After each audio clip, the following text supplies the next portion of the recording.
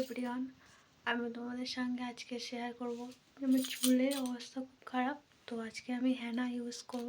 তো আমি কীভাবে ইউজ করি সেটাই তোমাদেরকে দেখাবো। তো চলো। তো এখানে দেখো আমি একটা পাত্রে জল বসিয়ে নিয়েছি। এবারে এর মধ্যে আমি কি লিকুইড চা দেব। ঠিক আছে, চাটা দিয়ে দিয়েছি, দিয়ে এবারে ভালো করে নাড়িয়ে নিয়েছি। চাটা যখন এরকমই ফুটে আসবে তখন ভালো করে একটু নাড়িয়ে নিয়ে ছেঁকে নিতে হবে। চা ছেঁকনি দিয়ে আমি এখানে যেমন যেমন করছি তোমরাও তেমন তেমন করবে, ঠিক আছে?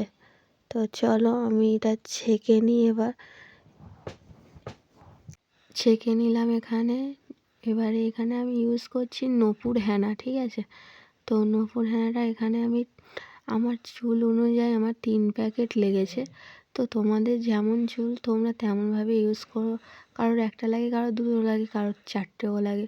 আমার 3টে লেগেছে, ঠিক আছে? এবার ভালো করে এটাকে ফেটিয়ে নিতে হবে, ভালো করে, যাতে কোনো ডেলা না থাকে। আমি কিন্তু এখানে ভালো করে ফেটিয়ে নিয়েছি গরম জলে, ঠিক আছে? আর এটা তোমাদের চার মধ্যেই করতে হবে নূপুর হেনাটা, তাহলে বেশি ভালো হবে।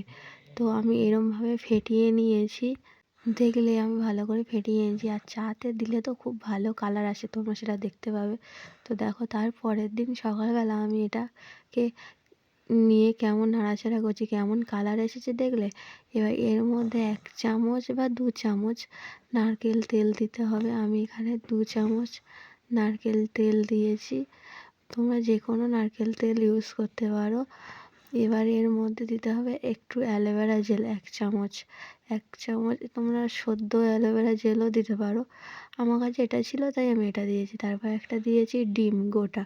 তো এখানে কুসুমটা অনেকে ইউজ করতে চায় না, তো আমি বলি কুসুমটা ইউজ করলে চুলের শাইনিংটা বেশি ভালো হয় আমার মতে। তো এবার তোমাদের ব্যাপার, সেটা ইউজ করে নিয়েছি এটা। এবার এটা আমি ভালো করে মাথায় মেখে নিয়েছি। আমার ভিডিও করার কেউ নেই বলে আমি মাখার পরে তোমাদের সাথে শেয়ার করছি। তো তারপরে দেখো আমার চুলটা আমি শ্যাম্পু করে নিয়েছি।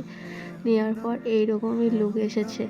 তো কেমন লাগলো তোমাদের ভিডিওটা জানাবে, ঠিক আছে?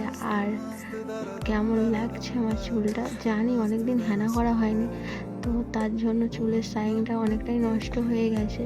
তো আবার শুরু করেছি, আশা করছি আমার চুলের শাইন আরও ফিরে আসবে। তো ভিডিওটা কেমন লাগলো সবাই বলবেন।